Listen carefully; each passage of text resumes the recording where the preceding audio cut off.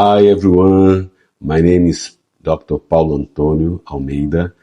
I am psychologist. I'm here to help you to cope with symptoms of anxiety and to set free of symptoms of anxiety.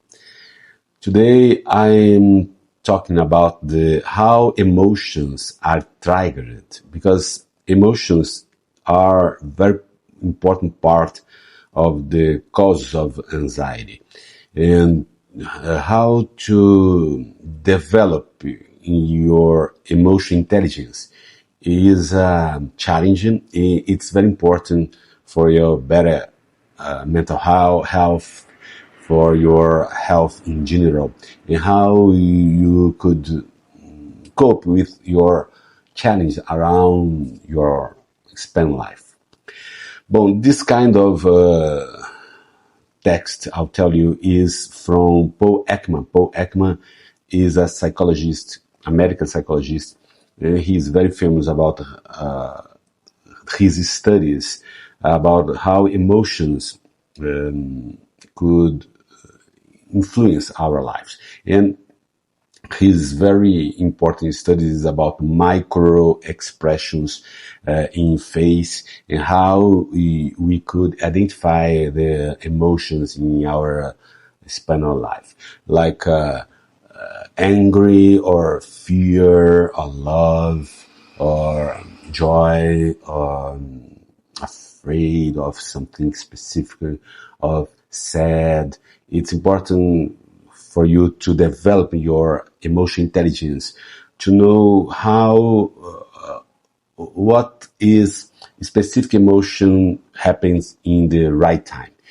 The first step to develop your emotional intelligence is to identify the emotions when they are happening in your real life, in the present moment. After that, you could develop the skills how to cope with these emotions. In this article, Dr. Paul Ekman is teaching us the three parts of the process, emotional process, three-part emotional process. First of all, the event. The event is something happening in your daily life. The first part, the most of us think of like event in the world. For example, the pandemic is a great example how the event impact our daily life. Another example, for example, I am walking down the street and I run into an old friend. So that's the first part of an emotion is the event. You could see your friend come close to you and okay, it's great, you feel great. Or you could feel angry about him, or you feel uncertainty about what happened. Right? So this kind of event is important because some people suffer from anxiety. They don't have the conditions to identify when the symptoms started. So when the symptoms began in the past. So it's important for you to study what kind of event I'm here, what kind of environment involved me now. Because something like, oh, maybe you are in another country, or you are in the new job, or you are in the toxic relationship inside your family. These kind of situations, of course, impact your mental health and could bring to you a lot of symptoms of anxiety. The second part of the emotional process is our psychological state. When I was walking down the street, for example, was I tired or angry? Maybe I already dealing with a mood I had early in the day. For example, maybe I was frustrated earlier in the day, which will color and shift how I experience this person I'm running to. Because our inner state is influenced by what I lived before. If I had lived some bad situation, like oh my gosh, I just already fought against my spouse or other people in our family. So this is kind of things change my psychological state. Of course, because this, you will feel more stressful or more anxious, or you feel bad, or you feel not a good mood.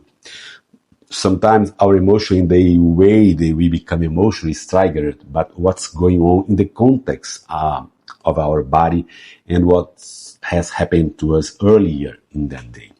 To know this is it's very important because, like I said before, people suffer from anxiety. They have difficult to understand what happened inside his mind, inside his body, inside his soul. When you know that kind of things are triggered for your symptoms, you could relax more step by step, and you could cope with your symptoms of anxiety in easier way. The third part of emotional process is our emotional data database. The third part of the emotion trigger is what's called a database, because the database is like a storehouse with all of our old stories and scripts. Some of these we may have learned from our parents, our communities, and our interaction with the world, and some of them might be specific to the event. How we respond to the event based in our history of our life, how we will build our habits, our feelings, our behavior during our lifespan. And most of us receive a lot of influence from our parents, our environment when I was a child. So when you know this, it's important because you will recognize that why I feel this kind of symptoms. Maybe because since I was a child, I received this kind of pressure from outside me, from my parents, from my family, from my environment around me, from my school, and trauma and management conflict or emotion, hard emotion will live when I was a child. To know this is good for you, is a good tool for you to understand why you feel symptoms of anxiety nowadays in present moment. So it's very nice, it's very important for the treatment of anxiety to know this three part of emotion process. If you like this thing of video, please subscribe me and thumbs up for me. Thank you very much.